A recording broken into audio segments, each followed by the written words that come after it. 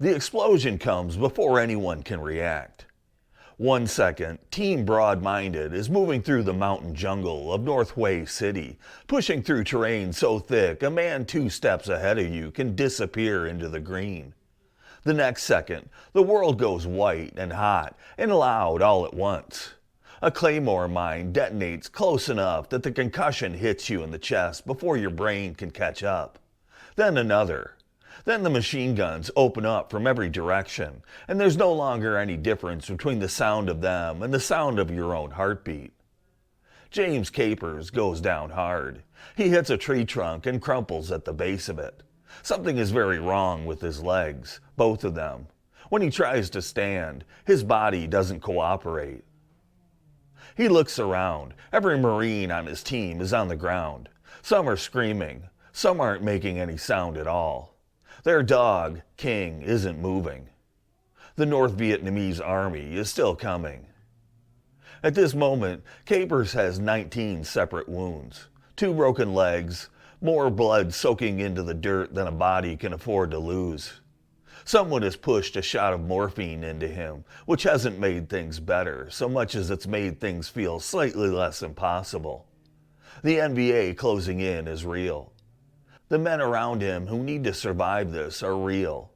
The fact that he can't stand is also real. What he does in the next 2 hours is the reason we're here. James Capers Jr. was born in Bishopville, South Carolina in 1937, though the word born is doing a lot of work in that sentence. Nobody wrote it down. Black children in the rural Jim Crow South didn't always get birth certificates, and James Capers didn't get one. When he eventually needed a security clearance to serve in the military, the FBI conducted a background search and couldn't find legal proof he existed. They assigned him a birthday, August 25, 1937, and that's the date he's carried ever since. His family were sharecroppers. They worked land that belonged to someone else, for wages that were designed to keep them exactly where they were. Bishopville sits in the flat, piney heart of South Carolina, cotton and tobacco country, where the summers are relentless and the rules about who ate where and who went to what school and who got to look someone in the eye were still enforced as if the previous century hadn't happened. 4 of Capers' 8 siblings didn't survive childhood. The ones who did got by. When Capers was still a small boy, his father got into trouble with the law. He was never certain the offense was serious enough to get his father killed, but it was serious enough that the family couldn't take the risk of finding out. Baltimore was the plan. They'd get out and start over. But James was sick, too sick to travel, and so his parents made arrangements for a white farming family in the area to take him in while the rest of the family moved north. In 1940s rural South Carolina, a white family agreeing to care for a sick black child was not something you saw very often. It may have been the most quietly brave thing that family ever did, and they did it without knowing what the boy would become. Capers had said he doesn't know exactly what was in their hearts. He knows they saved his life, though he never found out what happened to them after he left and never got the chance to say thank you. It's one of the things that has stayed with him for 88 years. When he was well enough, he rejoined his family in Baltimore. His father found work at a steel mill. His mother ran a tight household on limited resources. James sold newspapers to help the family get by and picked up whatever other work came his way. He wasn't the kind of kid who waited for things to happen. In 1956, at 18 years old, he walked into a Marine Corps recruiting station with a friend from high school. He didn't have a master plan. He had energy and no fear, and a need to prove something he couldn't fully put into words yet. He'd met a woman named Dottie in Baltimore who he planned to spend his life with. He thought the Marines were a reasonable place to start. He signed his name, and they took him. Boot camp at Parris Island, 1956. The Marine Corps had officially integrated 8 years earlier by presidential executive order, but official and actual are 2 different things. Full desegregation across the branch wouldn't be complete for another 4 years. Black Marines were in the Corps, but not always in every corner of it, and not always welcome in the places where they were permitted to be. Capers didn't adjust his standards based on any of that. He was going to outshoot, outrun, and outlast every man they put next to him. By the end of rifle qualifications, he'd won the Outstanding Rifle Marksmanship Award for his boot camp class, the best shot in the entire group. He had decided early that visible excellence was the only language the institution couldn't ignore. He was selected for Force Reconnaissance, the Marine Corps' most elite small unit reconnaissance outfit. Deep insertions behind enemy lines, classified missions, the kind of work that required you to be completely self-sufficient for days at a stretch with no guarantee that anyone was coming to help you. Very few Black Marines had pursued that path. Capers went anyway, and he broke training records when he got there. The Corps wasn't a clean space. There was the moment when a white Marine, a man Capers had already surpassed in every meaningful measure, flicked a cigarette butt at him and told him to pick it up. Capers let it sit for a while. He tracked the man down eventually. What happened next, he doesn't discuss, and he doesn't need to. His first overseas deployment came during the Suez Crisis in 1956, but the situation resolved before he ever got close to a real fight, and he came back to the States without having left the ship. It would be a decade before he saw real combat. He spent those years getting better at everything that mattered. By the time Vietnam was building into something the United States couldn't treat as someone else's problem, he was a seasoned staff sergeant with more experience than most men twice his age.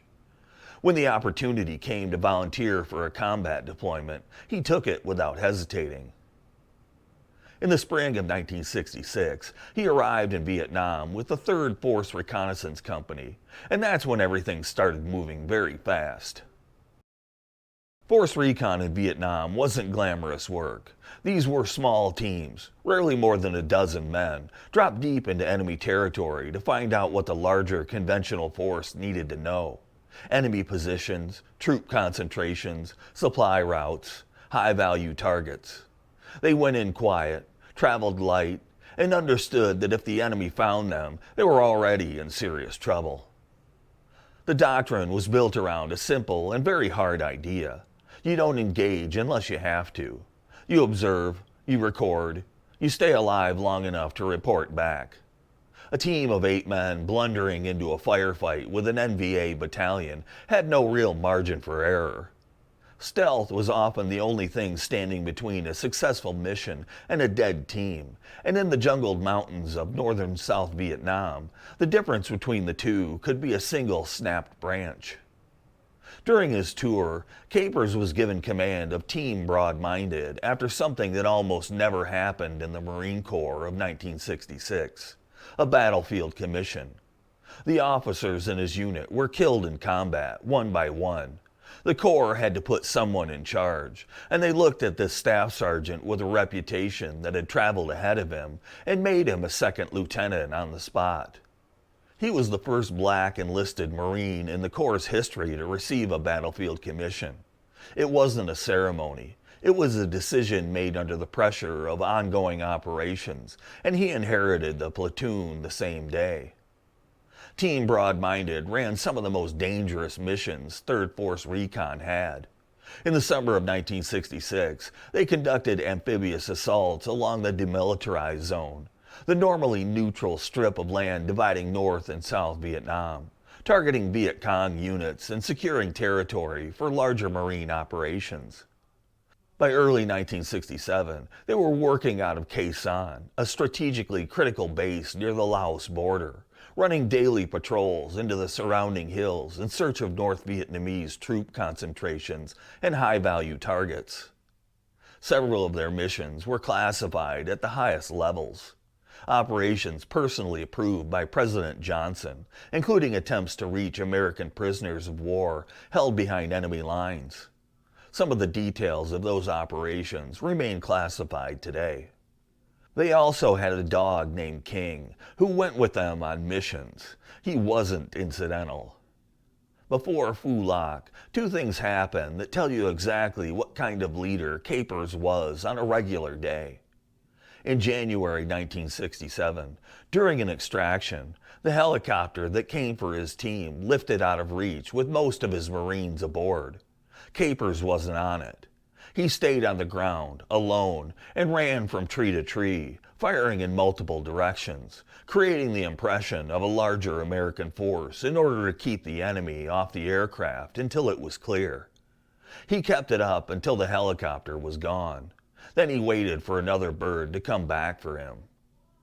On a separate patrol, his M16 rifle jammed in the middle of a firefight.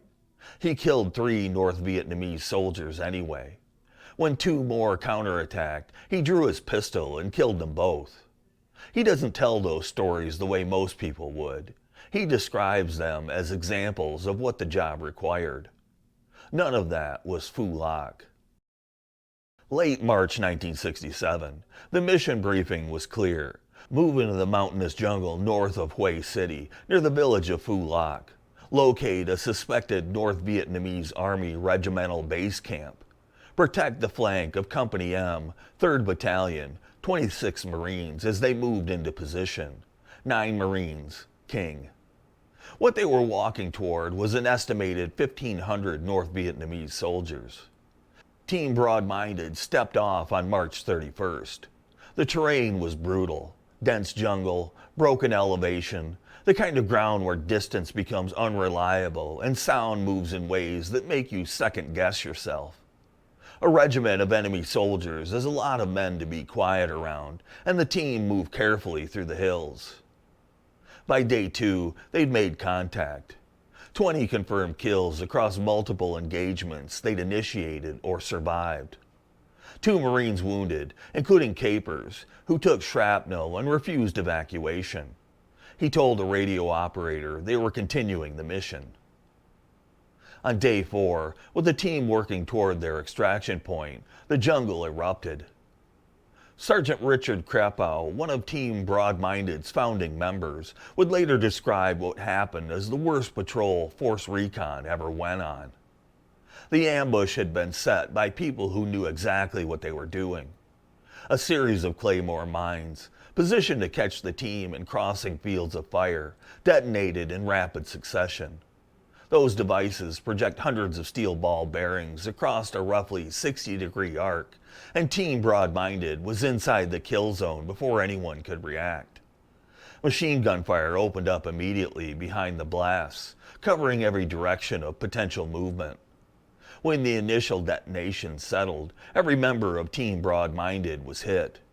King was among the dead. Capers had 19 separate wounds, shrapnel through his abdomen, his arms, both legs, and both legs were broken. He was losing blood fast. Someone administered morphine, and he was grateful for it, not because it made things better, but because it kept the pain from shutting him down before he'd done what needed doing. The NVA was still pressing in. The morphine didn't change any of that. He started giving orders. He called in mortar fire, danger close, meaning the impacts would come down near his own position. It's one of the most extreme calls a leader can make in the field because it puts your own people inside the blast radius. When you're surrounded and your options are narrowing, sometimes it's the only call that buys time. Capers made it. The strikes kept the NVA off the team long enough to matter. He got the team moving toward the landing zone. He can't account for exactly how he covered that distance on 2 broken legs and 19 wounds, with that much blood behind him. He doesn't describe it as heroism, only as what had to happen next. An H-34 helicopter came in.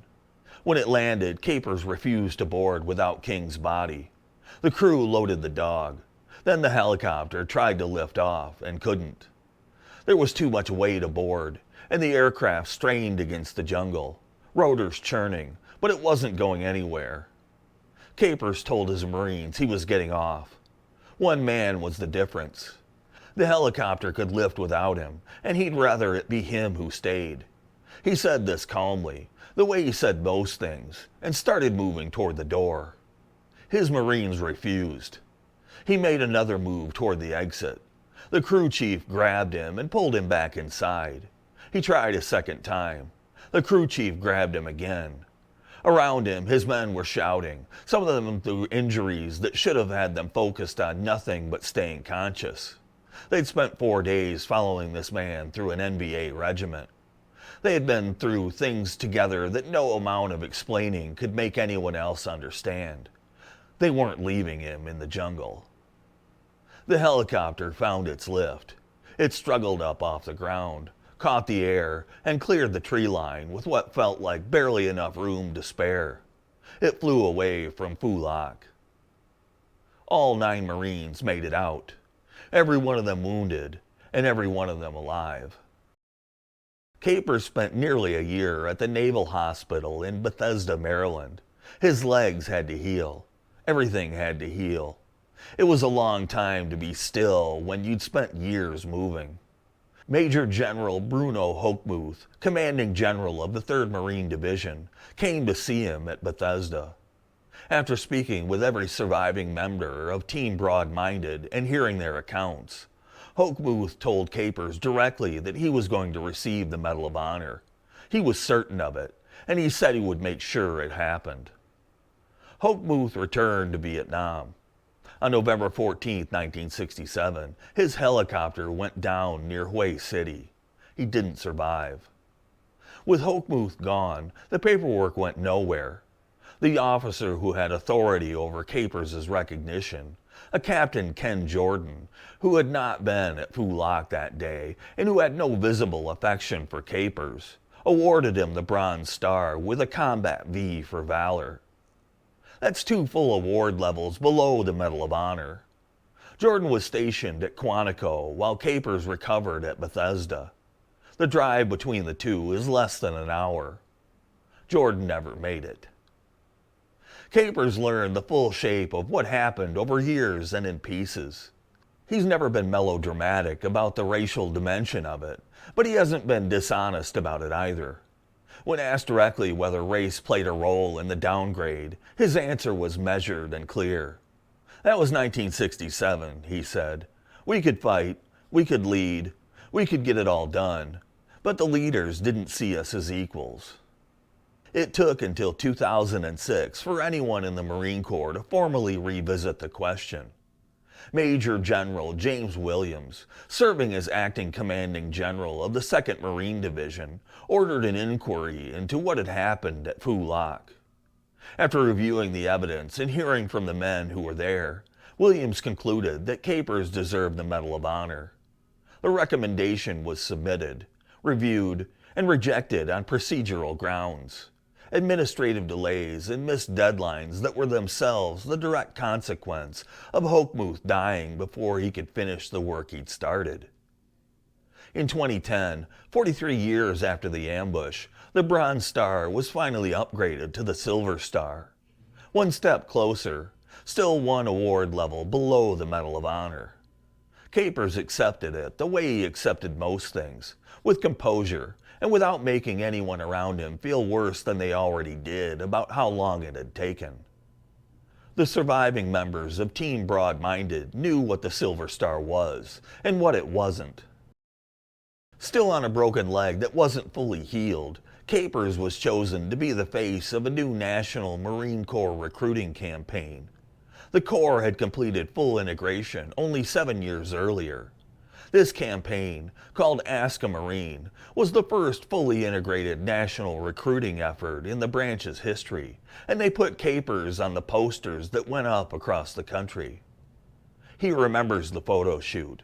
He was standing there in his uniform, not quite healed, and his legs started trembling under the strain of holding position. A young Marine stepped up behind him without being asked and leaned in quietly. He said, "It's okay, Lieutenant. You can do this. I got you. You're not going to fall. I'm behind you and I'll hold you up." Capers has never let go of that. After Vietnam, he served in Cold War covert operations in Eastern Europe and Africa. The details remain classified. He retired as a major after 22 years in the Corps. In 2010, the same year the Silver Star finally arrived, he was inducted into the inaugural class of the United States Special Operation Command's Commando Hall of Honor, placed alongside the most respected names in the history of American special operations. He and Dottie marked their 15th anniversary together. She died 1 week later. Their son Gary, who had been born blind, had died 6 years before. Both of them are buried at Arlington National Cemetery. James Capers lives in Jacksonville, North Carolina. He's 88 years old and still meets with the surviving members of Team Broad-Minded each year to honor the ones who are gone. In early 2026, Congress passed legislation authorizing the President to award the Medal of Honor to retired Marine Major James Capers, Jr. for his actions at Phu Loc, March 31st through April 3rd, 1967. The bill was signed into law on March 26, 2026. He will receive the Medal of Honor from the President 2 days from now on June 18, 2026. When that medal is placed around his neck, James Capers Jr. will become the first black Marine officer in United States history to receive the Medal of Honor. Take a moment with that. The United States Marine Corps has existed since 1775. More than 2.5 centuries of history, of war, of men and women who gave everything the job asked of them. In all of that time, no black Marine officer had received that decoration. Not one, until this man. Until a man who was promised it by a general who then died before he could complete the paperwork, and who waited 59 years for an institution that had trouble seeing him clearly to finally get it right. He's been asked what the medal means to him. His answer hasn't changed. This doesn't belong to me, he says. It belongs to the guys that got me here. The boy from Bishopville, South Carolina, the one nobody wrote down the birth of, grew up to be the man who tried to get off an overloaded helicopter so that 8 wounded Marines could get home. The country that didn't bother to record his birthday is about to give him something it should have given him 59 years ago. It took a long time, but they couldn't hold him off forever. He's a Marine. I'm Dave. Thanks for watching. If this kind of history matters to you, hit subscribe, drop a comment. Tell me what part of the story you'd never heard before, and I'll see you in the next one. Oh, Dave.